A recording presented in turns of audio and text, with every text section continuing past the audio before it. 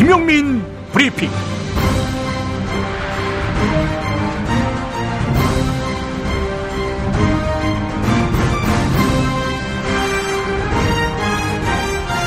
(2016년 11월의) 마지막 날입니다. 어제 박근혜가 대통령 조기 퇴진을 시사했습니다.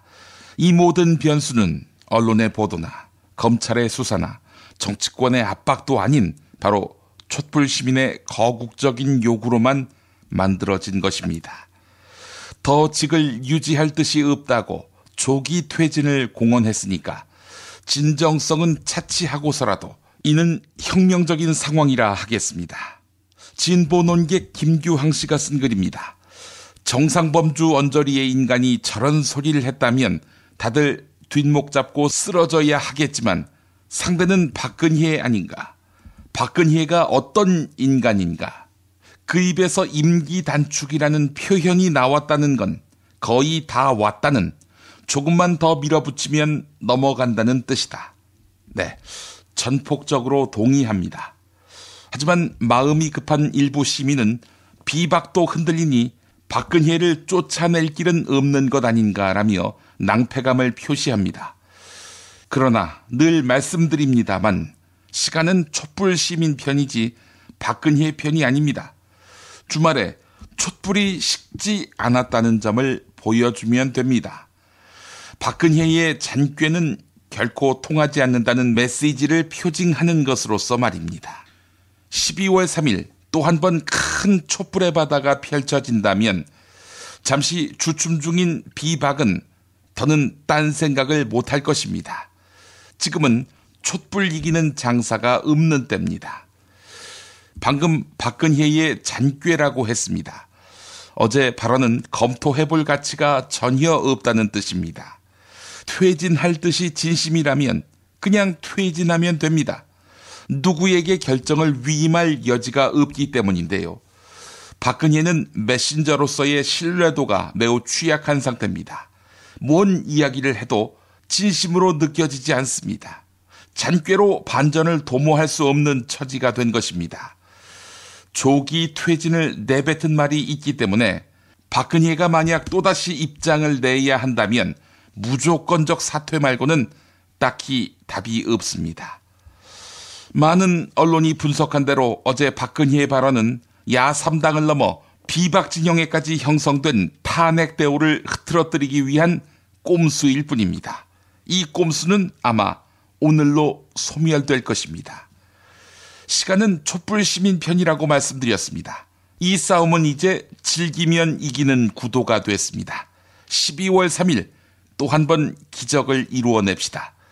이 정도도 안 하고 민주혁명을 기대했단 말입니까? 한편 김용민 브리핑이 트위터 이용자를 상대로 조사한 온라인 설문조사 결과입니다. 어제 낮 3시에 시작해서 오늘 아침 7시쯤 측정한 중간 결과인데요. 박근혜가 퇴진 결정을 국회에 일임한 것과 관련한 반응을 물었습니다. 97%는 박근혜가 아직 정신 못 차렸다, 이 답안을 선택했습니다. 토요일 촛불 집회 참석 여부를 묻는 질문에는 49%가 그동안 나갔는데 이번에도 나간다, 43%는 그동안 못 나갔는데 이번엔 나간다 라고 답했습니다. 촛불의 바다가 더 커질 수 있음을 시사한 대목입니다. 당신에게 드립니다. 우린 많이 먹었어요. 정신없이 퍼담았다 보면 할 일 없는 백수 된다. 우린 새끼 손을 들고 너희에겐 중지 든다. 졸지마 씨발.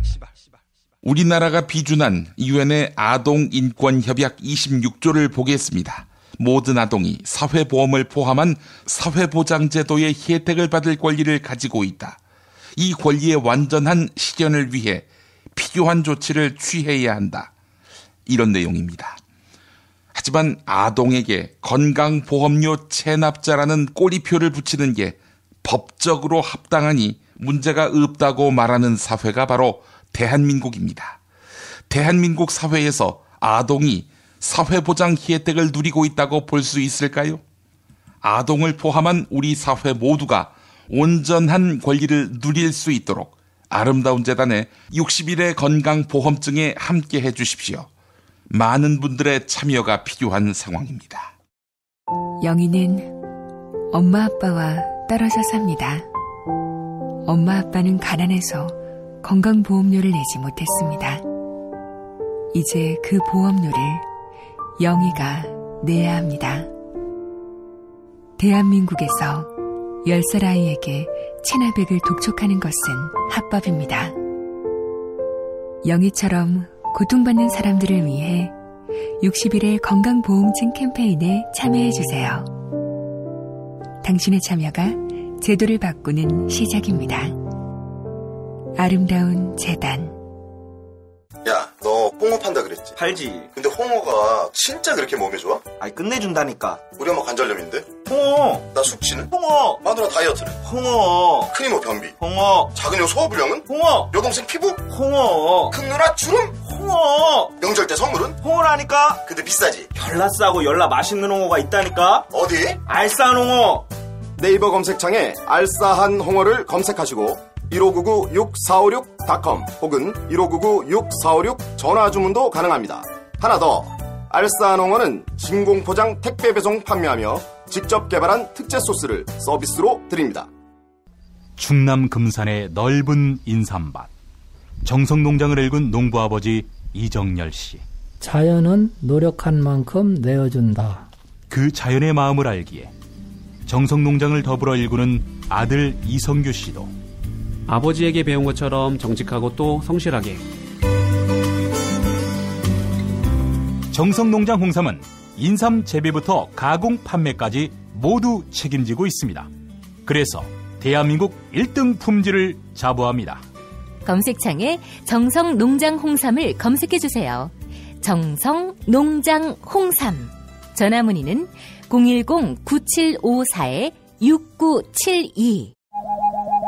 굶고 뛰고 땀 빼고 다 해봤다. 그래봐야 소용없었다. 다이어트는 결국 먹는 게 문제다. 다이어트 전문 쇼핑몰 비타샵에서 수십 가지 동결건조 채소 곡물에다 3가지 단백질, 거기에 효소와 비타민, 미네랄을 더해 만든 다이어트 전용 그린 스무디를 추천합니다. 다이어트 전용 그린 스무디, 이걸 어떻게 하는 거죠? 하루 2끼만 맛있고 든든한 비타샵 스무디로 바꿔 드시면 됩니다. 검색창에서 비타샵을 검색해주세요. 이제부터는 관록의 뉴스 해설가 김용민이 오늘 아침 조간신문을 훑어드립니다.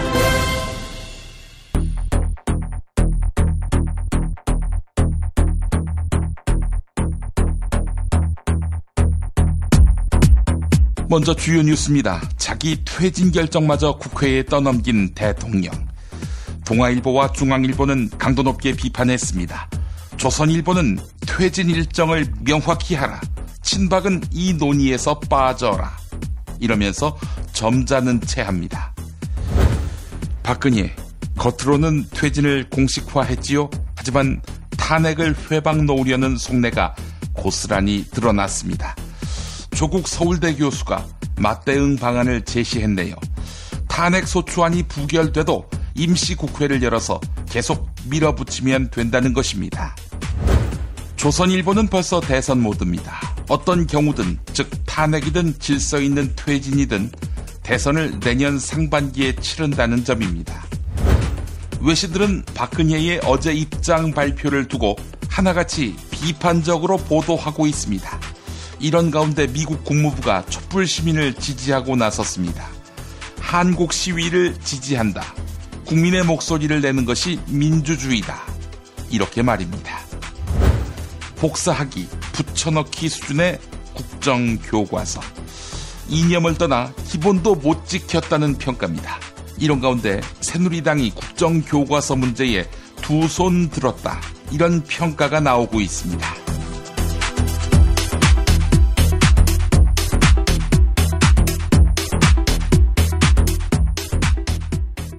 대통령 박근혜가 촛불 민심과 정치권의 퇴진 요구에 대해 처음으로 입장을 내놓았습니다. 3차 대국민 담화의 형식인데요. 아시다시피 본인의 진퇴 문제를 국회 결정에 맡기겠다고 밝힌 것입니다.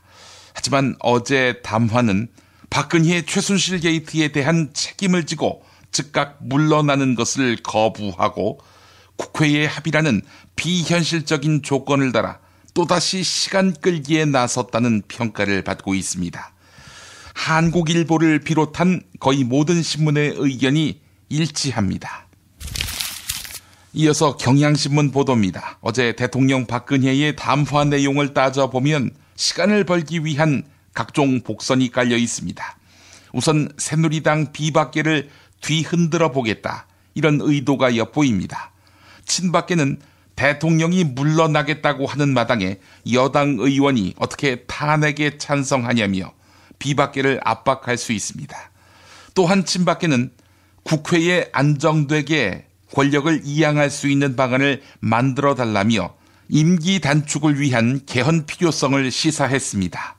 새누리당 김무성 전 대표 등 비박계 개헌론자들을 탄핵 대열에서 끌어내고 야권 내에 개헌 찬반 여론을 분리하는 등 야권 균열을 노린 것으로 보이는데요. 그런데 비박은 12월 9일 가서도 야당이 설득 안 되면 탄핵 투표한다는 입장입니다. 개헌론 어떻게 보십니까? 경향신문 사설 소개합니다. 촛불 집회에서 드러난 시민 의사는 정경유착의 고리를 끊고 한국 사회에서 권력이 된 재벌을 개혁하라는 것이다. 개헌이라는 거대 이슈를 꺼내들어 정치인들이 자신의 이익을 추구한다면 이는 결코 용납할 수 없는 일이다. 지금의 개헌 논의는 여야의 대선 주자들과 여러 세력들이 대통령 중임제니, 의원 내각제니, 이원 집정부제 등 자기에게 유리한 권력 구조로 바꾸려고 하는 것, 그 이상도 그 이하도 아니다. 지금 국회가 할 일은 박근혜를 헌법 절차에 따라 탄핵을 공식화하는 것이다. 네, 박근혜가 개헌을 고리로 권력 연장을 꾀하는 중인데 야권 지도자 가운데 누가 여기에 동조하는지 똑똑히 지켜보아야 하겠습니다. 한편 더불어민주당, 국민의당, 정의당 등 야3당은 대통령 박근혜 탄핵 소추안을 오는 금요일에 의결하기로 확정했습니다. 조국 서울대 교수는 새누리당 비박계의 이탈로 탄핵 소추가 부결되면 임시국회를 소집해 다시 시도하면 된다, 이렇게 밝혔습니다. 그 사이 새누리당 친박계는 물론이고 비박계도 매장될 것이다, 이렇게 단언했습니다. 여론 앞에 취약한 비박을 전략적으로 흔들자는 것입니다. 동아일보 인터넷판 보도였습니다. 탄핵안이 국회를 통과하면 헌법재판소는 6개월 이내에 탄핵 심판 결과를 내놓아야 합니다. 탄핵 결정이 나올 경우 헌법에 따라 2개월 이내에 대선을 치러야 하고요. 정치권에서는 탄핵으로 갈 경우 내년 5월에서 8월 사이에 대선이 치러질 것으로 예상하고 있습니다. 또한 여야가 협상을 통해 대통령 박근혜 하야 시점과 차기 대선 시기를 결정할 수도 있습니다. 여야의 합의가 쉽지 않을 경우 정치권 원로들이 최근 제안한 내년 4월 퇴진 6월 대선 로드맵이 여야 논의의 기준점이 될 수 있다, 이렇게 조선일보가 분석했습니다. 촛불 시민들이 이런 야합 원하겠습니까? 이건 결국 기성체제에게 주도권이 있을 때 가능한 이야기인데 뭐 그렇게 되더라도 내년 상반기 조기 대선은 불가피하다, 이 말입니다. 어제 박근혜의 메시지의 또 다른 축하면 나는 사익을 추구하지 않았다라고 말하면서 각종 비리 혐의에 대한 거듭된 부정이라 하겠습니다. 대통령 박근혜는 어제 담화에서 최순실의 비위 행각과 자신은 무관하다, 이렇게 호소했습니다. 박근혜는 정치 인생 18년 동안 단 한순간도 사익을 추구하지 않았다, 이렇게 말했습니다. 새누리당의 한 관계자는 향후 특검에서도 이런 방어 논리를 펴면서 제3자 뇌물 혐의에서 벗어나려 하는 것이라고 설명했습니다. 중앙일보를 비롯한 거의 모든 신문이 보는 시각입니다. 박근혜의 세 번째 대국민 담화로 국민의 분노는 끓어오르고 있습니다. 이에 따라서 12월 3일 오는 토요일로 예정된 6차 촛불 집회도 역대 최대 규모가 될 것이라는 전망이 나옵니다. 이 전망은 동아일보가 비중 있게 실었는데요.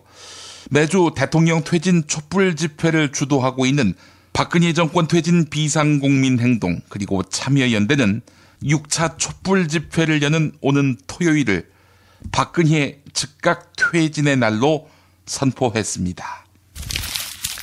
미국 정부가 한국민의 시위를 지지한다 이렇게 밝혔습니다. 미국 정부가 말입니다. 또한 국민들이 밖으로 나가 목소리를 내는 건 당연하며 그런 게 바로 민주주의다 이렇게 강조했습니다.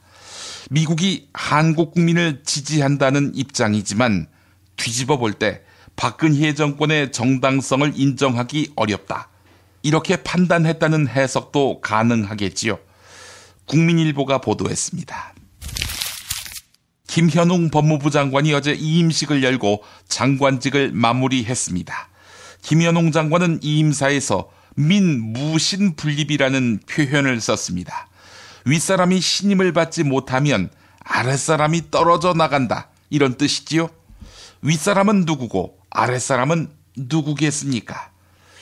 이미 김프로이드에서도 소개했지만 황교안 총리를 문자로 해고하자 김현웅 법무부 장관 당시 격분했었습니다. 시민들은 2014년 4월 16일 세월호의 기억을 온라인 공간에 꺼내놓기 시작했습니다. 나는 그날 어디서 무엇을 어떻게 했다.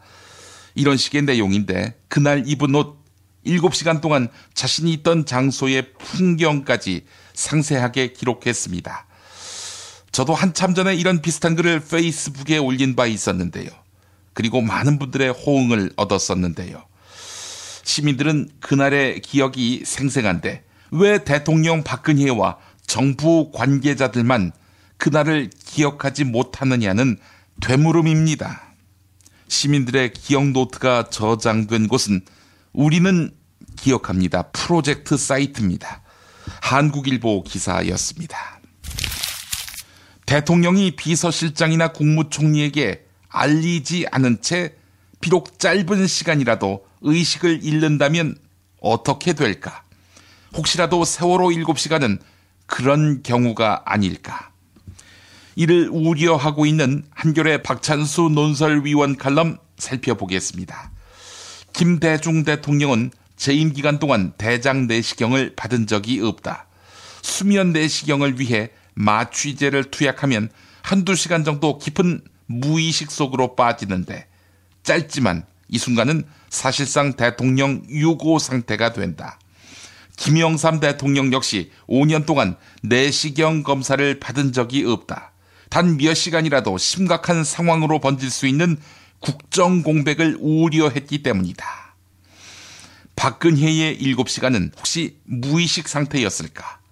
이들이 언급을 회피하면 회피할수록 그 의혹은 더 커질 수밖에 없습니다. 교육부가 공개한 국정역사 교과서, 완성도가 떨어져서 교육 현장에서 쓰기 어려운 수준이다. 이런 평가가 나오고 있습니다. 한겨레가 분석한 바에 따르면 사용자가 엄연히 다른 중학교 역사 교과서와 고등학교 한국사 교과서에서는 문단 전체, 문장 표현까지 그대로 베껴다 쓴 부분이 발견되고 있습니다. 또한 교과서 편집에 비전문성도 엿보이는 등 기본 문법도 지켜지지 않았다는 것입니다. 새누리당은 정부가 추진하는 국정역사 교과서 단일 배포에 대해 당 차원의 협조는 어렵다. 이런 입장을 정했습니다. 당 고위 관계자는 당에서 밀어붙일 동력이 전혀 없다며 사실상 원점에서 재검토될 수밖에 없는 상황이다. 이렇게 전했습니다. 임기 단축 가능성까지 열어둔 대통령 박근혜의 대국민 담화로 사실상 국정교과서를 밀어붙이는 것은 불가능하다. 이런 분위기라는 것입니다. 조선일보가 보도했습니다.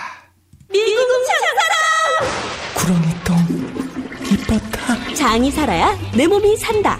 배변 활동에 도움을 주는 건강기능식품입니다. 미궁 장사랑.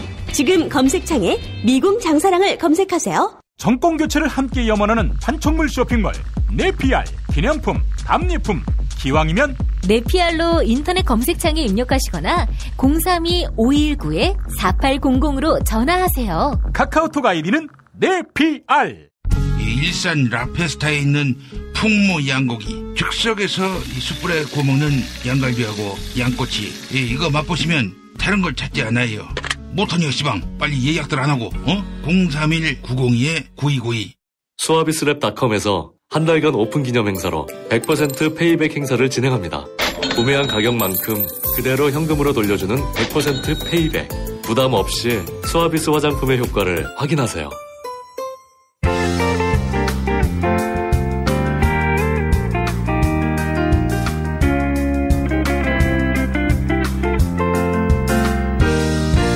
여러분 안녕하십니까?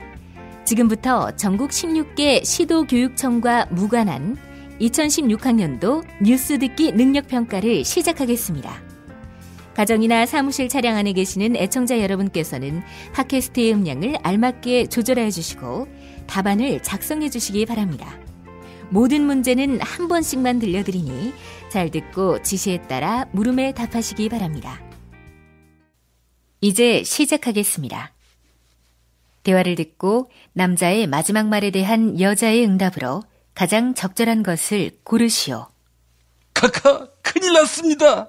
뭐가 또 큰일 났어요? 응? 너희 비박들이 싹 탄핵 안 하겠다. 나에게 누를 끼쳐서 죄송하다. 이참에 정계 은퇴하겠다. 이렇게 선언했습니까? 씹새끼들, 깜도 안 되는 것들이 어디서 개겨? 그게 아닙니다. 검찰이 카카에 대해서 시한부 기소 중지를 결정했습니다. 시한부 기소 중지? 그게 뭐지? 기소 중지면 기소 중지지. 카카의 죄가 워낙 확실하지만 대통령 재임 중에는 기소할 수 없기 때문에 대통령 그만둘 때까지 시한부로 기소를 중지한다, 이 말입니다. 다시 이야기해서 언젠가는 기소한다, 이 말입니다. 아니, 그럼 뭐야? 그러면 나를 죄인 취급한다는 거야? 내가 어제 사익을 추구하지 않았고 이 나쁜 범죄자들을 살펴보지 못한 불찰이 있었다고 이야기했는데 못 알아쳐먹은 거야? 아니, 본인이 범죄자가 아니다 이렇게 이야기하면 범죄가 없어지는 겁니까? 카카는 민주공화국의 대통령입니다. 왕국의 여왕이 아닙니다. 제발 정신 차려. 씨발 새끼, 네가 정신 차려. 대통령직은 우리 아빠와 나의 가업이야. 응? 내가 지금 쫓겨나면 우리 박씨 가문이 역사의 무대에서 영영 퇴장할 것 같지? 지만이 아들이 너희 개돼지들을 기다리고 있어. 언제든 나만 행복하면 된다는 욕망이 살아있는 한 우리 가족은 다시 청와대를 접수할 거라고. 황당한 이야기 같지? 그때 되면 언론도 박정희 3세 시대가 열렸다, 이렇게 칭송하지 않겠어? 카카, 1980년 오늘 언론 통폐합이 단행됩니다. 오늘의 JTBC라 할 수 있는 TBC 동양방송이 사라지지요. JTBC의 텔레비전 방송 채널 7번, 이 7번은 어떤 방송으로 바뀌었는지 아십니까? 알지. 드라마 마니아인 내가 모르겠어? 1번 KBS 2TV, 2번 KBS 1TV, 3번 MBC TV, 4번 AFKN TV, 5번 바나나 TV.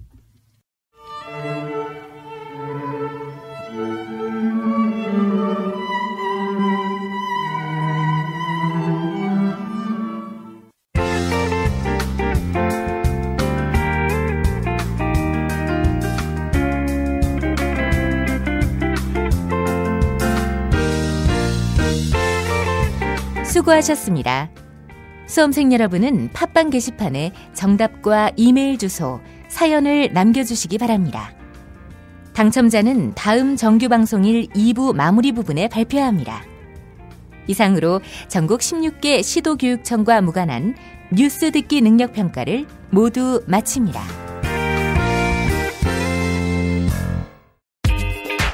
자기야, 매트리스 고르기 너무 힘들어. 대한민국 최초 매트리스 멀티샵 매트리스엠 몰라? 전 세계 최고 브랜드 정품만 취급해. 매트리스 살 때는 꼭 매트리스엠으로 오세요.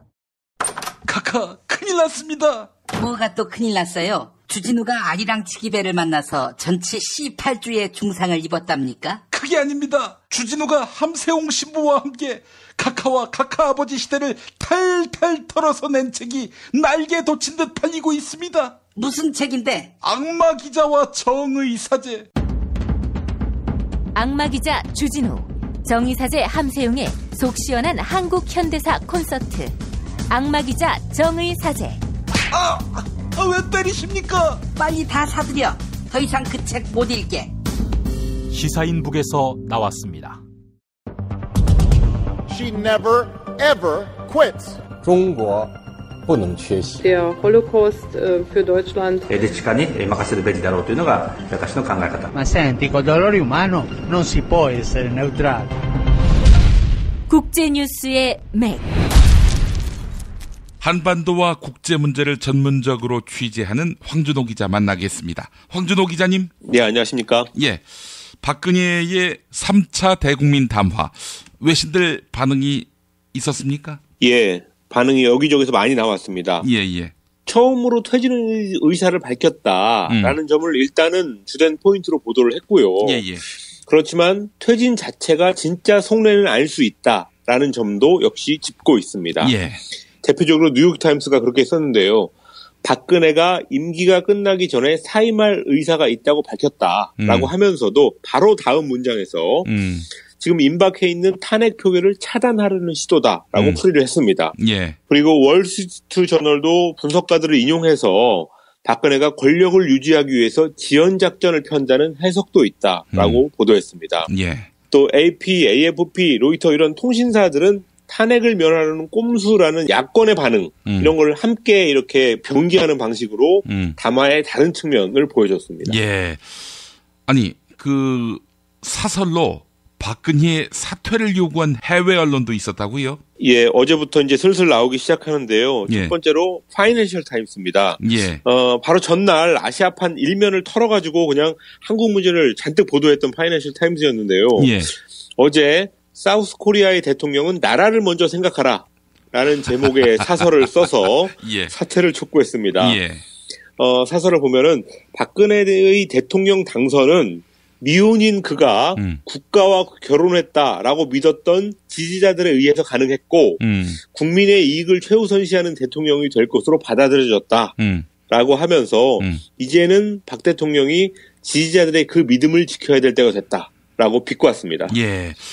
퇴진이 한국 국익에 도움이 된다. 이렇게 분명히 말하고 있군요. 예, 그렇습니다. 파이낸셜 타임스는 또 박근혜는 즉각 검찰 수사에 응하고 최순실과 거래한 모든 내용을 설명해야 된다라고 하면서 그렇게 못하겠다면 즉각 대통령에서 사퇴해서 수개월 또는 수년에 걸친 국정마비와 논쟁으로부터 조국을 구해야 될 때다라고 충고를 했습니다. 예. 그리고 사퇴를 하지 않는다면 위기가 고조되고 있는 한국에 헤아릴 수 없는 해를 끼칠 것이다 라고 거듭 강조를 하면서 예. 또 미국의 새 정부 출범과 관련해서도 트럼프 당선자의 취임 후 첫 결정은 아마도 불량 국가, 북한을 말하는 거죠. 예. 불량 국가를 어떻게 다루냐라는 것일 텐데 한국에서 권력 공백이나 헌법적 위기가 있다면 미국이 오판할 확률이 매우 커진다라고 말했습니다. 아, 미국이 오판한다. 뭐 한마디로 얘기해서 전쟁을 일으킬 수 있다 이런 말이군요. 그렇습니다. 북한에 대한 강경 대응 이런 거에 대해서 남한과 조율을 못하고 자기들 나름대로의 판단만으로 움직일 수 있다 이런 얘기를 한 겁니다. 예, 트럼프 시대에 대비하기 위해서라도 빨리 물러나야 한다 이런 말이겠고요. 예. 그리고 또 이제 파이낸셜 타임스는 지금까지 말씀을 드렸고 또 월스트리트 저널은 한국의 위험한 순간 이런 제목의 사설을 통해서 박근혜가 권력을 유지한다면은 한국의 안보 위기를 가져올 수 있다. 이쪽을 지적을 했습니다. 월스트리트 저널은 북한의 김정은 정권이나 군부는 한국의 정치적 논란을 권력 약화의 신호로 받아들일 수 있다라고 하면서 북한이 내년 2월에 예정된 한미 합동 군사훈련을 군사 도발의 기회로 활용할 수도 있다라고 말했습니다. 예. 뭐 이 월스트리트 저널이라는 신문은 원래부터 북한 때리기를 굉장히 많이 하는 신문이기 때문에 뭐 조금 무리한 논조를 띠긴 했는데 어쨌든 북한 위협 때문에 박근혜를 흔들면 안 된다 이런 얘기가 아니라 반대로 빨리 사임해야지 북한에 대응할 수 있다라는 점을 얘기한 것이라고 볼 수 있습니다. 예, 아무래도 우리 촛불 시민들의 열화와 같은 정치개혁 요구 이걸 보지 못했다면 이런 사설 못 썼겠죠. 자, 다른 외신도 한번 짚어주시죠. 독일 공영방송 도이체 벨레라는 곳에서는 야유 베를린 대학의 한국 전문가 한스 모슬러라는 분하고 인터뷰한 내용을 실었습니다. 예. 이 모슬러 교수 역시 어제 대국민 담화는 탄핵 절차 그리고 수사 절차를 막기 위한 시도다 이런 해석에 무게를 뒀습니다. 예. 나라 안팎에서 전부 꼼수로 해석하고 있는데 정확히 보고 있습니다. 예. 자, 반기문 유엔 사무총장이 일본 언론들하고 인터뷰를 했는데 자위대에 관해 논란이 될 만한 발언을 했지요?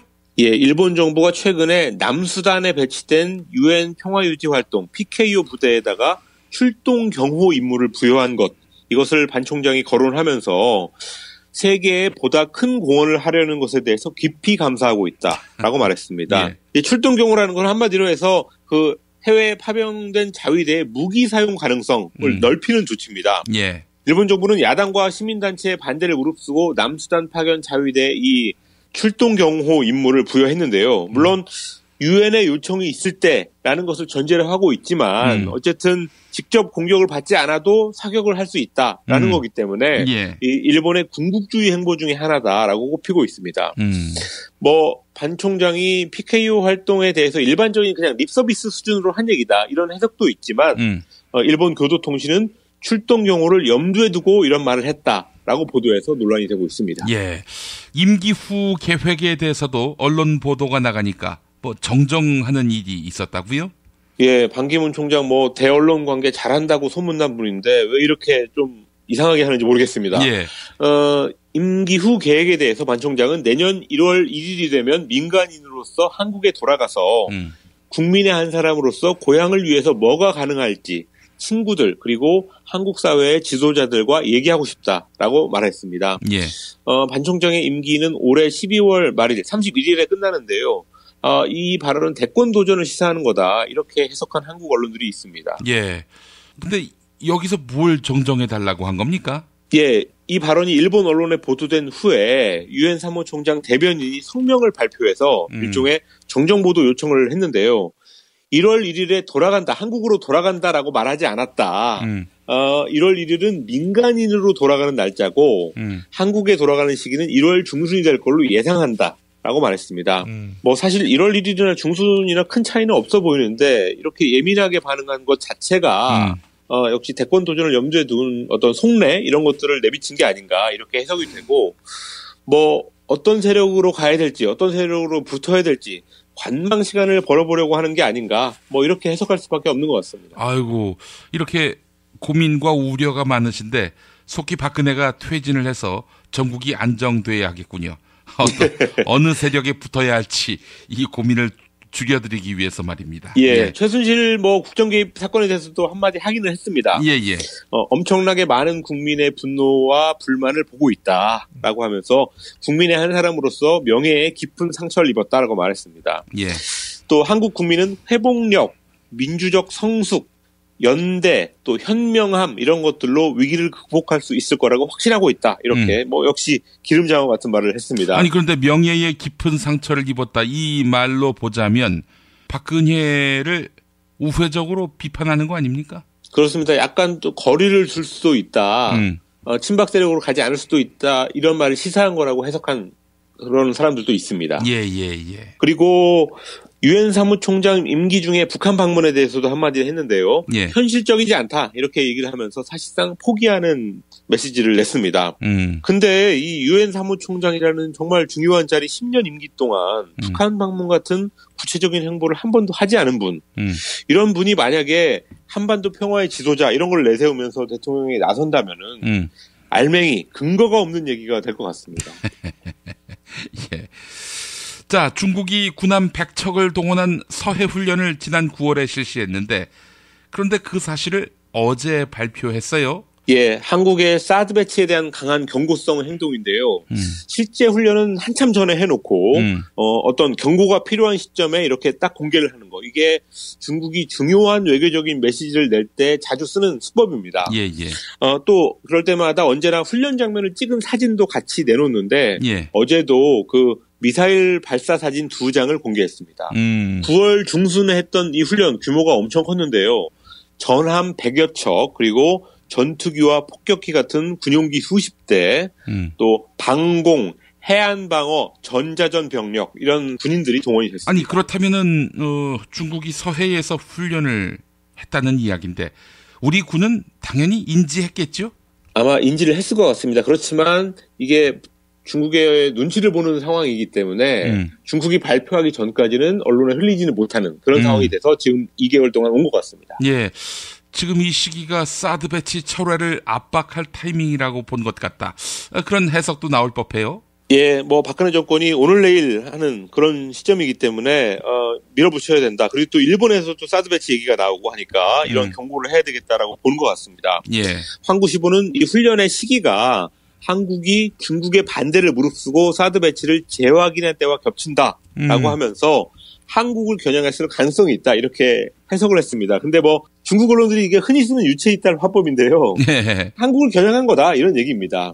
또 한국시보는 어제자 사설에서 한국에 이어서 일본도 사드 배치에 나섰다라고 하면서 중국은 말이 아니라 구체적인 대응에 나서야 될 때다라고 주문했습니다. 예, 알겠습니다. 자, 황준호 기자님 말씀 잘 들었습니다. 네, 감사합니다. 야, 딴지마켓 좀 봐봐. 이담채 김치 게시판 지금 보고 있어? 왜요? 뭐가 문제 있나요? 야, 어떻게 하나같이 맛있다, 예술이다, 감탄했다, 물건이다, 또 재주문했다 이런 글만 올라올 수 있지? 이거 공작의 냄새가 나지 않아? 아무래도 그런 것 같아. 이담채 김치 게시판에 작전 세력이 개입한 거 아닐까요? 그럴 리가요. 이담채 김치는 맛있는 김치 말고는 따로 자랑할 게 없습니다. 드셔보시고 판단하세요. 포털 사이트에서 이담채 김치. 주문 전화는 1544-4586. 1544-4586. 그리하여 이 가을 나는 새싹당 콩차를 마십니다. 그리하여 나는 마음이 놓입니다. 그리하여 새로운 세상을 만납니다. 그리하여 새싹당 콩차. 새싹당 콩차 어느덧 여러 곳에서 판매합니다. 하지만 진정한 새싹당 콩차는 전창걸닷컴에서 구매하시죠. 전화문의 070-8635-1288 070-8635-1288. 공화국 참치논평 구이동 대양 참치를 맛보지 못한 국민 여러분은 진정한 참치 맛을 보기 위한 강도 높은 중대 조치를 취하실 계획을 표명하시고 곧장 구이동으로 달려오시기 바란다. 참치에 대한 체질적인 거부감과 적개심을 노골적으로 드러내는 분도 구이동 대양 참치에 오시면 추호도 용납할 수 없는 포악무도한 폭식 행위를 자행할 것이다. 구이동 대양 참치. 월요일 참치데이 이벤트, 화요일 참치머리 서비스로 함께합니다. 주차장 걱정 마시고요. 대중교통은 서울 지하철 2호선 구의역 2번 출구에서 5분 거리입니다. 대양 참치 구의점 02-455-8087. 어머나, 내가 이렇게 작아졌어? 네, 메이드 바이어스에서는 환상이 현실이 됩니다. 3D 실물 피규어 그리고 수공예품을 제작해드리는 전문 쇼핑몰 메이드 바이어스. 사진만 보내주세요. 나만의 피규어를 제작해드립니다. 갖고 싶고 선물하고픈 나만의 수공예품을 만들어드립니다. 메이드 바이어스 판매금의 1%는 아름다운 사회를 만드는 데 기부합니다. 주소창에 madebias.co.kr을 입력하세요. 하루 2차례 대한민국과 지구촌의 오늘을 정직하게 비춰드립니다. 권력이 진실을 압도하는 세상. 김용민 브리핑은 작은 희망의 불씨가 되겠습니다. 민중의 소리 이완배 기자와 함께하는 경제의 속살. 이완배 기자 만나겠습니다. 이완배 기자님. 네, 안녕하십니까. 예. 자, 꼬리는 몸통을 이길 수 없고 이겨서도 안 된다. 경제학에서 말하는 웩더독 현상. 예. 이 현상하고 코스톨라니의 산책론, 오늘 이 얘기 해주신다고 하셨는데 무슨 말인지 하나도 모르겠습니다. 예. 이게 오후 2시 반에요. 예. 뭐 박근혜 대통령의 승부수라고 해야 되나요? 예. 야권하고 비박의 분열을 노린 듯한 대국민 담화? 뭐 이렇게 봐야 됩니까? 예, 그걸 보고 제가 좀 표현이 이런데 너무 저는 웃기더라고요. 이렇게 쭉 보고 있다가 참 여러 가지 하고 있네 진짜.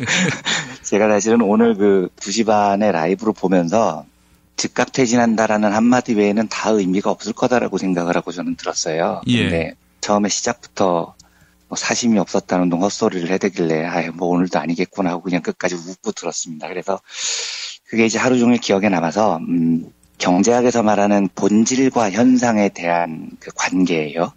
이 두 가지를 설명을 하는 두 가지 이론을 소개를 좀 해드리고 박근혜의 말을 좀 덧붙여서 경제학적으로 분석을 좀 한번 해보려고 합니다. 근데 본질하고 현상의 관계에 대해서는 사실 뭐 경제학뿐만 아니고요.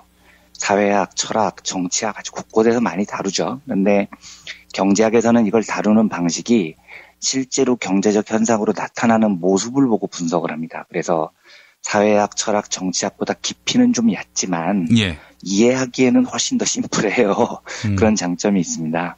그리고 그 본질 현상 얘기를 할 때 경제 쪽에서 제일 많이 등장하는 장소가 주식시장입니다. 주식시장이기 때문에 아마 조금 더 이해가 쉬우실 것 같아요. 그러니까 예. 주가라는 게 있지 않습니까? 주가라는 건 한 기업의 실력을 가격으로 반영을 하는 겁니다. 그러니까 그 기업이 돈을 잘 번다, 실력적으로 튼튼하다, 이러면 주가가 오르는 거죠. 반대로 기업이 돈을 잘 못 번다, 아니면 좀 실력이 좀 형편없다, 이러면 이제 주가가 하락하는 겁니다. 그래서 여기서 보면 기업의 실력, 이걸 이제 증시에서는 영어로 뭐 펀더멘털 이렇게 많이 말하는데 기업 가치라고 하죠. 이 기업 가치가 본질이 되는 겁니다. 그리고 주가라는 건 그 본질인 기업 가치를 반영해서 나타나는 현상인 겁니다. 그러니까 기업 가치가 본질, 주가가 현상, 이런 관계인 겁니다. 예. 그러면 기업 가치와 주가, 즉 본질과 현상 사이에 어떤 관계가 있느냐? 여기에 대해서 주식시장에서 제일 영향력이 있는 이론은 그 앙드레 코스톨라니라고요. 아주 대투자자입니다. 주식시장에서 열 손가락 안에 꼽히는 큰 투자자인데 이 코스톨라니가 남긴 산책론이라는 이론이 제일 유명합니다. 예. 산책론이라는 게 바깥에 산책 나갈 때 하는 그 산책이에요. 이 코스톨라니라는 사람은 헝가리에서 태어났고요. 그 유럽, 미국 뭐 여러 군데 돌아다니면서 활동했는데 비영미권 국가 출신 투자자 가운데서는 제일 유명한 사람일 거예요. 그래서 별명이 뭐 주식의 신, 유럽의 워런 버핏 뭐 이렇게 불리는 사람이고요. 한국에서도 아마 주식하시는 분들은 한 번쯤 들어보셨을 돈 뜨겁게 사랑하고 차갑게 다뤄라 이런 베스트셀러의 저자이기도 합니다. 예. 90 넘어서 돌아가셨죠. 그런데 이 코스톨라니는 본질과 현상, 즉 기업 가치하고 주가 사이의 관계를 어떻게 봤냐면 이걸 산책 나온 주인하고 개의 비유를 합니다. 그러니까 주인이 이제 개를 데리고 산책을 가잖아요. 그러면 개 이제 목줄을 이렇게 걸고 가면 개는 지 멋대로 주인 옆에서 나란히 가는 게 아니고 가끔가다 신나서 막 빨빨거리고 주인을 앞질러 가기도 하고요. 갑자기 뭐 뒤에 관심 있는 게 있어서 주인 한참 뒤에 뒤처지기도 하고요. 이렇게 왔다 갔다 하죠. 그런데 결과적으로 보면 결국은 주인 옆으로 돌아온다는 거예요. 코스톨라니 주장은. 그러니까 이게 주인이 이제 기업 가치고 본질이고요. 개가 주가 현상인데 단기적으로는 현상이 본질을 어긋나게 앞서 나가기도 하고 또 뒤처지기도 하는데 결국 끝까지 장기적으로 보면 주가와 기업 가치는 같은 방향으로 움직인다. 즉 현상은 본질을 벗어나지 못한다. 본질 가까이로 오게 된다는 겁니다. 그러니까 개끈을 달고 다니는 한 강아지는 주인을 절대 이길 수 없다는 거죠. 이게 코스톨라니의 산책론입니다. 그리고 이게 이제 가장 주식시장에서 일반적인 이론이에요. 그러니까 주가라는 현상은 왔다 갔다 할 수는 있어도 결국은 본질로 돌아온다. 이게 일반론인데 여기에 반대되는 이론이 웩더독이라는 현상이 있습니다. 예. 이게 웩 이제 영어로 WH 이게 개가 꼬리를 흔든다라는 뜻이거든요. 예. 그래서 웩더독 하면은 개가 꼬리를 흔들었는데 개가 막 흔들리는 겁니다. 그러니까 꼬리를 흔들었더니 몸통이 막 흔들리는 현상인 거죠. 그래서 꼬리가 몸통을 흔든다? 이런 뜻 정도로 우리말로 많이 번역이 됩니다. 이것도 주식시장에서 나온 용어예요. 그러니까 요 말씀은 전혀 못 알아들으셔도 됩니다. 이게 원래는 선물이나 옵션 같은 파생상품에 이란 시장이 있는데 이게 이제 그 꼬리인 거죠. 꼬리가 막 흔들면 이상하게 이 꼬리에 영향을 받아서 본질이 주식시장이 막 흔들리는 경우를 이야기를 합니다. 전혀 이건 모르셔도 되고요. 그러니까 쉽게 말씀드리면 어쨌든 뭐 본질이 아닌 현상이 움직이면서 몸통인 주가, 본질이 막 흔들리는 경우를 이야기를 해요. 아까 그 코스톨라니가 말한 기업 가치와 주가의 관계에 반대되는 현상인 거죠. 그러니까 아까 그 코스톨라니에 따르면 기업 가치는 형편이 없는데 주가가 막 올랐다고 하면은요, 이건 코스톨라니 입장에서는 일시적 현상일 뿐이라는 거예요. 결국 오른 주가는 기업 가치에 맞게 다시 하락한다는 겁니다. 산책 나온 강아지가 주인 옆으로 오는 것처럼요. 그런데 웩더독은 어떤 이야기를 하냐면 실제로 그렇지 않은 경우가 있다는 겁니다. 예를 들면 이런 경우죠. 기업이 괜찮아요. 실력 기업. 뭐 장사도 잘합니다. 그런데 이상한 이유로 주가가 엄청나게 떨어졌습니다. 이거는 몸통은 가만히 있고 꼬리만 움직였을 뿐인 거예요. 그러면 코스톨라니 산책론에 따르면 주가는 다시 몸통 옆으로 와야죠. 정상적으로 올라와야 되는데 그게 아니고 어떤 일이 벌어지냐면 주가가 공포스럽게 막 빠지니까 사람들이 저 기업 뭐가 문제 있는 거 아니야? 이렇게 보는 겁니다. 저 기업 주가가 저렇게 비정상적으로 빠진 건 뭔가 지금 내부적으로 사고가 생겼어. 이렇게 생각을 하고 소비자들은 의심을 하는 겁니다. 그래서 그 기업의 물건을 안 사요. 예. 그리고 은행이 제일 먼저 반응을 합니다. 이 기업에 돈을 안 빌려주는 거죠. 주가가 너무 빠지니까요. 불안해서요. 저 회사 내부에 악재가 있다고 판단을 하는 겁니다. 이래서 멀쩡하던 기업인데 단지 주가가 빠졌다는 이유로요. 본질이 아닌 현상이 흔들렸다는 이유로 경영이 안 되고 돈도 못 빌립니다. 그래서 결국 기업 경영이 악화가 돼버리고 망하는 경우까지 생깁니다. 이렇게 되면 코스톨라니가 말한 산책론이 틀려버리시는 거죠. 예. 개가 주인 뒤에서 막 한참 뒤쳐졌는데 개가 나중에 주인 옆으로 오는 게 아니고 주인이 개한테 질질 딸려가 버린 거예요. 이걸 이제 웩더독 현상이라고 합니다. 꼬리가 몸통을 흔드는 현상의 본질을 능가하는 그런 현상입니다. 그러니까 제가 이제 길게 이 이야기 두 가지를 드린 이유는요. 우리가 살고 있는 사회의 정치 시스템을 민주주의라고 부릅니다. 그러니까 이걸 새삼스럽게 다시 설명을 드리면 민중이 주인인, 백성이 주인인 사회인 거죠. 근데 우리가 일반적으로 정치 시스템을 만나는 현실적인 모습은 대의민주주의입니다. 그러니까 대통령이건 국회의원이건 누구를 선출해서 정치 권력을 그 사람들에게 부여를 하는 겁니다. 그런데 이 대의민주주의의 원뜻이 대통령이나 국회의원이 이 나라의 주인이라는 뜻이 아니죠. 주인은 백성인 거고요. 대신 편의상 그 사람들에게, 대통령이나 국회의원에게 정치 권력을 대신 맡기는 겁니다. 그렇다면 대통령이나 국회의원들이 청와대나 여의도에서 하는 행위, 이제 이걸 정치라고 부른다면요. 정치는 본질이 아니고 현상인 겁니다. 정치인들이 하는 대의 정치는 민주주의의 본질이 아니에요. 정치인들의 입에서 나오는 말, 그 사람들의 전술, 이것 또한 민주주의의 본질이 아닙니다. 본질은 백성의 마음이죠. 민심이라는 게 본질이라는 겁니다. 그러니까 이거를 이제 웩더독이나 코스톨라니의 산책론에 비유를 하면은요. 민심이라는 건 바로 개를 끌고 가는 주인입니다. 코스톨라니를 따라서 산책을 나온 개는 정치죠. 그러니까 민심을 주인으로 섬기는 현상일 뿐입니다. 그러니까 코스톨라니 이론에 따르면 정치가 주인을 때로는 앞서가기도 해요. 예. 또 주인보다도 뒤처지기도 합니다. 왔다 갔다 하죠. 예. 그런데 언젠가는 반드시 개는 주인 옆으로 돌아오게 돼 있습니다. 본질이 민심이니까요. 그러니까 정치가 아무리 협잡을 해도 어떨 때는 민심도 거스르고 어떨 때는 민심을 과도하게 해석을 하고 이래도 결국은 민심 곁으로 돌아와야 됩니다. 그게 현상인 정치가 본질인 민심을 대하는 적절한 태도죠. 근데 이제 때때로요. 아주 부당하지만 정치와 민심 사이에서 웩도독 현상이 나타나는 겁니다. 꼬리가 몸통을 막 흔드는 거예요. 그러니까 이런 일이 종종 있기 때문에 정치인들이 협작도 하고 담합도 하고 민심도 거스르는 짓을 합니다. 그런데 제가 아까 그 웩도독 현상을 설명을 드릴 때요. 이 웩도독 현상이라는 게 언제 생기느냐를 잘 봐야 됩니다. 그러니까 제가 아까 기업은 멀쩡한데 주가가 확 빠지니까 사람들이 오해를 한다고 했잖아요. 와, 저 회사 주가가 막 하락하는 걸 보니까 뭐가 문제가 있구나. 물건도 안 사고 은행도 돈도 안 빌려주고 이래서 이제 기업이 망하는 거예요. 이거를 제가 좋게 표현을 해서 오해지 아주 냉정하게 이 웩도독 스토리를 처음 듣는 사람들의 느낌을 물으면은요. 어떤 반응을 보이냐면 이거 바보 아니야?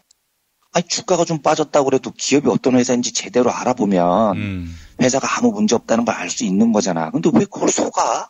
왜 속아서 멀쩡한 기업을 말아먹게 해? 이런 반응이 제일 먼저 나옵니다. 그러니까 웩도독, 즉 꼬리가 몸통을 흔드는 일이 왜 생기냐면 아주 좋게 표현을 하면 오해 때문에 생기고요. 나쁘게 말하면 뭔가에 속기 때문입니다. 속지 않으면 웩도독은 일어나지 않는다는 거죠. 그러니까 본질이 현상을 압도한다는 상식에 기반을 하면 꼬리는 몸통을 흔들 수가 없어요.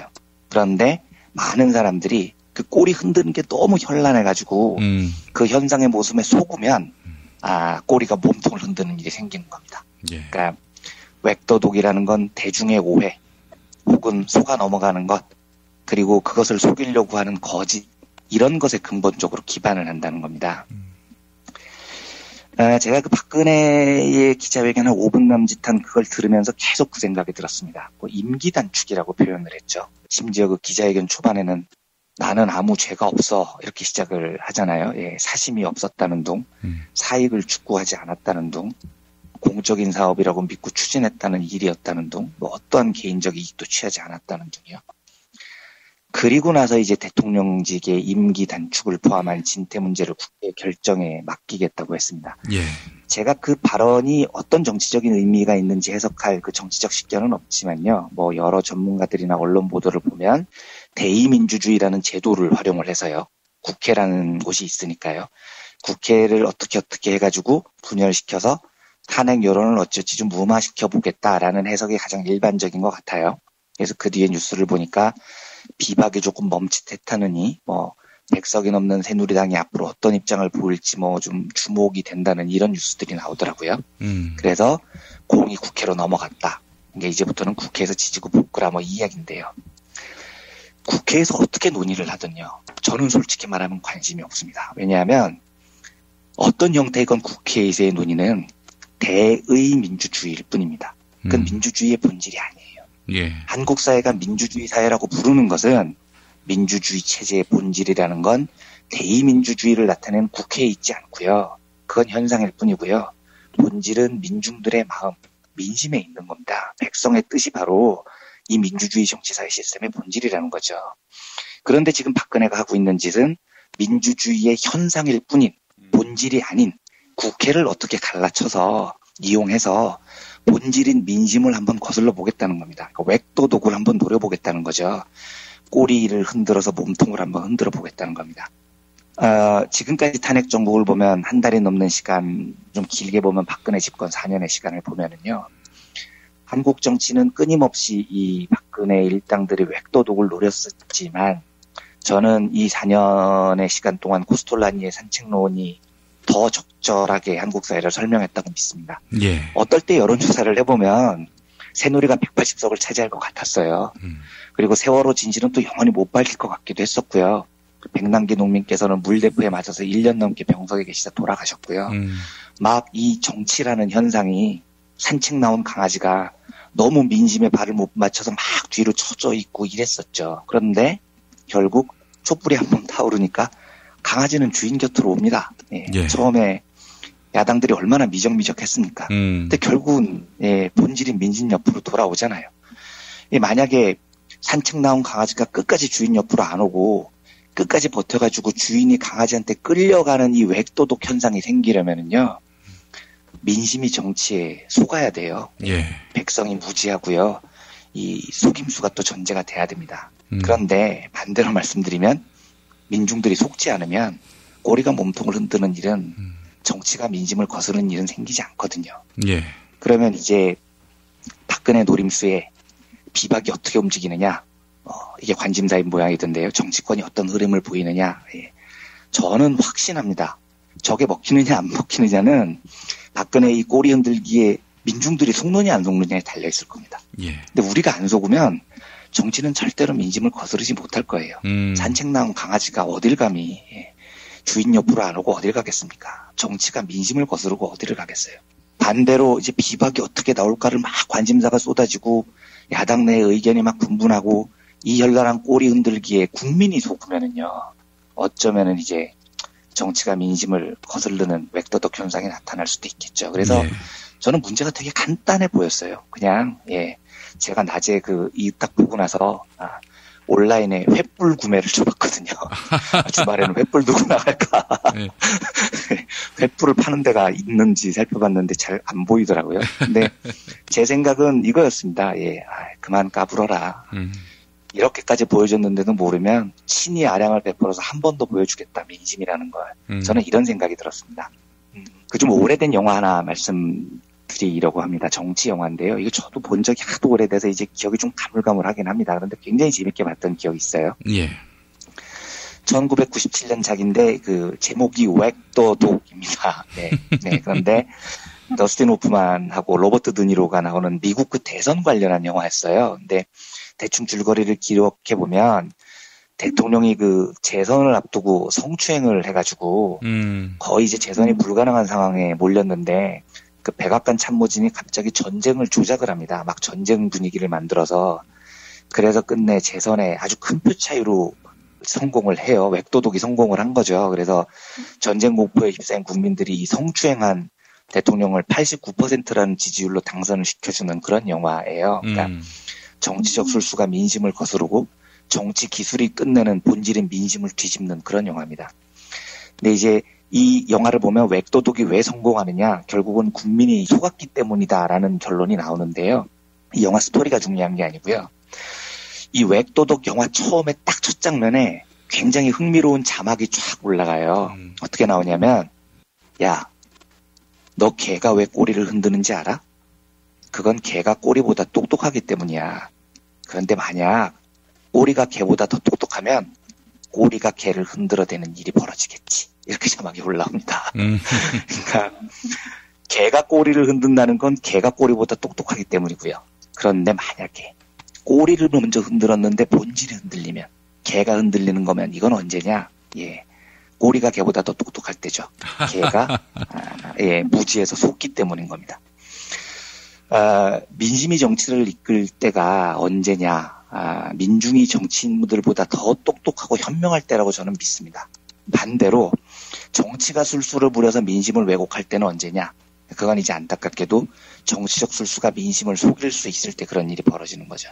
근데 저는 박근혜의 이 정치적 술수가요, 한국 민중들을 속일 수 있을까? 정말 박근혜가 그렇게 생각했다면, 박근혜는 한국 국민들의 수준을 너무 얕잡아 본 거죠. 저는 박근혜 씨한테 그래서 기자회견 끝나고 이렇게 얘기해 주고 싶었어요. 이런 수준 낮은 술수에 민심이 속는지 안 속는지 한번 지켜봐라.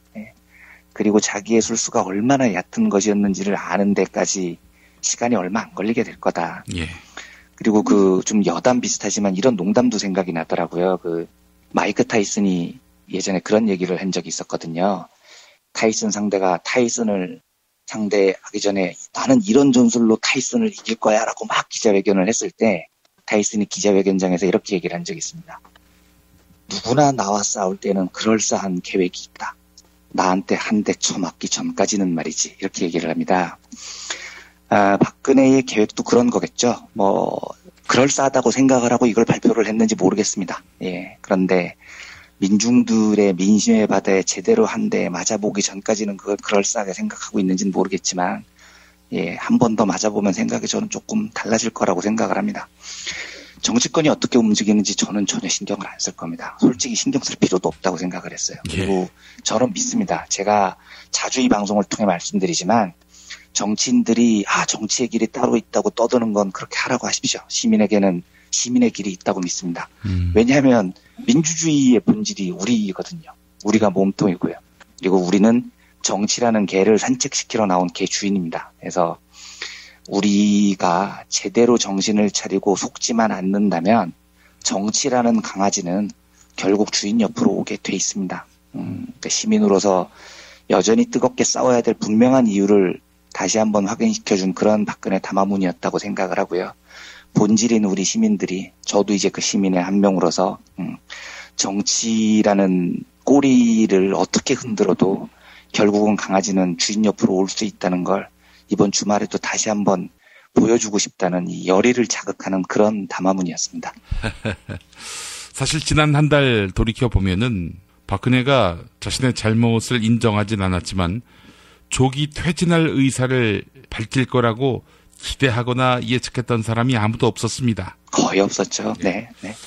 그만큼 우리 촛불 시민들의 수준과 역량이 엄청나게 과시된 것이고요. 그럼요. 하여간 그 박근혜 퇴진 백척간두에 서긴 했지만 경과된 과정 속에서 촛불 민심이 없었으면 전혀 성사될 리 없었을 상황이다라는 점 기억하면서 이런 기억이 동력이 돼서 박근혜 정부 몰아내는 데 있어서 또 새로운 동력이 될 수 있기를 기대해 봅니다. 예, 이완배 기자님 말씀 잘 들었습니다. 네, 감사합니다. 여러분 안녕하세요. 민중의 소리 아나운서 정혜림입니다.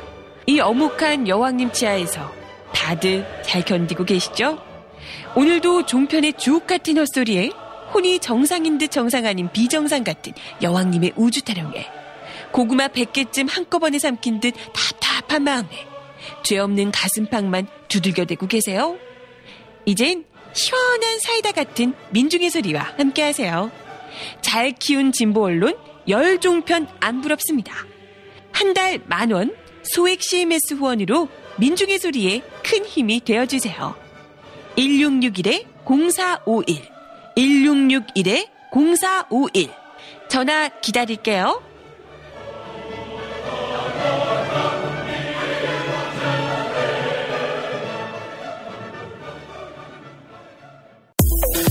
건강식품의 지존 전복을 택한다면 100% 완도에서 잡은 와우 전복.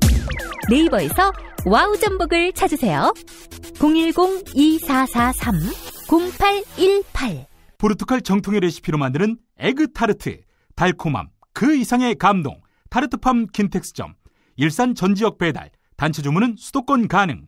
문의 전화 031-923-2995 검색창에 타르트팜 킨텍스점. 한우 사고를 집어넣고 24시간 팔팔 끓인 곰탕, 연지연 곰탕. 어린이부터 노인까지 누구나 좋아하는 건강식 연지연 곰탕. 택배로 신청하시려면 010-7252-1114.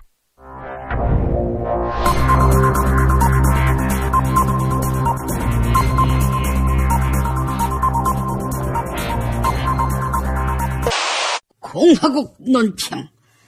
3차 대국민 담화가 끝나고 서울신문 기자가 공범임을 인정합니까? 라고 질문을 하자 어느 때보다도 진정성 있게 답변을 거부했던 박근혜 동지께서는 박동지의 담화가 진정성이 없다고 비난한 유승민에 대한 강도 높은 국가적 중대 조치를 취하실 계획을 표명하시고 구체적인 공격 방침을 제시하시었다.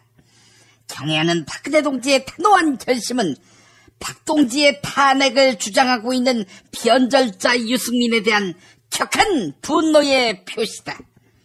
유승민은 박근혜 동지가 퇴진 일정을 분명하게 밝히지 않았다고 비난했다. 이 무슨 천인공노할 망발이란 말인가. 박동지의 임기는 정확하게 2018년 2월 24일까지다. 결국 그때까지 대통령 해먹겠다는 게 박동지의 깊은 뜻인데 그걸 감췄다는 식으로 매도하는 것은 박동지를 참을 수 없이 모독하고 우롱하고 천추의 한이 될 망동의 다름 아니며 처절한 대가를 자초할 악수 중에 최악수의 다름 아니다. 또한 유승민은 여야가 박동지의 퇴진 일정에 합의 안 한다면 탄핵밖에 방법이 없다고 주장했다. 유승민, 전 박근혜 대표 비서실장 유승민, 당신 2007년에 했던 이 발언 기억하지 못하나? 박근혜 전 대표가 꼭 대통령 후보가 되어야 하는 마땅한 이유 3가지만 좀 짧게 자랑을 좀 해봐 주시죠. 네, 저는 박 대표는 국가관과 애국심이 정말 투철한 사람이고요. 네. 둘째는 원칙과 신뢰에 대해서 정말 국민들께서 보시는 어느 정치인보다 원칙과 신뢰의 리더십이 네. 확실한 분이고 네. 그분의 강한 힘은 원칙과 신뢰에서 나온다고 보고요. 네. 세 번째는 이분은 정말 깨끗한 분입니다. 네. 이분이 만약 여성 대통령이 되면 그러면 우리나라의 이 부패하고 부조리한 이런 문제 깨끗하게 청소할 수 있을 거다 이렇게 말씀드릴 수 있겠습니다. 한 입으로 두 말 하는 유승민. 유승민은 존재만으로도 박근혜 동지에 대한 체질적인 거부감과 적개심을 노골적으로 드러내는 추호도 용납 못할 포악무도한 도발 행위의 원흉이다. 이제라도 유승민은 박근혜 동지를 찾아가 참회의 눈물을 흘리며 박 동지에게서 팽당한 뒤 정신 못 차리고 버스 정류장에서 갑질을 벌여 욕을 처먹고 있는 황교안 꼴만은 나지 않게 해달라고 이 말을 땅에 찍고 반성해야 할 것이다. 아울러 개헌론자 유승민은 김무성과 함께 국회에서 오로지 개헌만 논의해야 할 것이다. 그래야 국회가 개헌의 소용돌이에 빠져서 박근혜 동지 탄핵에 합의 못할 것이 아니겠는가. 만약 거절할 시에는 박 동지의 치솟는 분노와 경천 동지의 탄압의 불벼락을 피할 수 없게 될 것이다. 김용민 브리핑이 선정한 오늘의 칼럼은 김동춘 성공회대 교수의 또다시 기로에 선 대한민국의 일부분입니다. 대통령제하 집권여당의 자율성이 제한된다는 것을 감안하더라도 지금까지 새누리당의 행태는 과거 이승만의 자유당을 능가하는 용납할 수 없는 수준이었다. 세월호 구조 실패는 박근혜 대통령과 정부 책임에 속하지만 이후 진상규명은 국회 임무였다. 그런데 새누리당 정진석 원내대표는 세월호 진상규명을 요구하는 유족들 앞에 세월호 특조위는 하는 일 없이 예산만 낭비한다고 했고 다른 새누리당 의원들도 세월호는 교통사고, 좌파단체 색출하자, 선체는 인양하지 말자 등 막말을 쏟아내면서 유족과 국민들의 요구를 묵살했다. 박근혜 대통령은 새누리당이 공식 추대한 대선 후보로서 대선에 당선됐고 또 새누리당을 기반으로 해서 대통령직을 수행했다. 공과 사를 구분하지 못하는 박근혜 대통령을 배우로 내세운 감독, 기획, 연출자는 새누리당이었다. 새누리당은 지난 4년 동안 집권 세력으로서 매년 수백조 국가 예산과 수천 개의 중요 직위를 전리품처럼 이용했다. 대선 당시 경제 민주화를 공약으로 내걸었다가 취임 직후 그것을 쓰레기통에 버린 박근혜 대통령에게 간언이라도 한마디 한 새누리당 의원이 있었던가. 지금은 박근혜 대통령의 상표 창조 경제가 비선 실세들의 돈벌이 잔치라는 사실이 드러났지만 국내외 많은 전문가들이 창조 경제가 아무런 알맹이가 없는 헛소리라는 지적을 했을 때 새누리당은 과연 어떤 입장이었나. 네, 다 같은 심판 대상, 다 같은 탄핵 대상입니다. 새누리당. 비박들의 경우 다시 탄핵에 동참하겠지만 잊지 말아야 하겠습니다. 그들도 공범임을. 김용민 브리핑과 함께한 시간 어떠셨어요? 다음 시간에도 보다 바르고 알차며 즐거운 정보로 여러분을 찾아가겠습니다. 팟캐스트 포털 팟빵에서 다운로드하기, 구독하기, 별점 주기, 댓글 달기로 응원해주세요. 잊지 마세요. 다운로드하기, 구독하기, 별점 주기, 댓글 달기.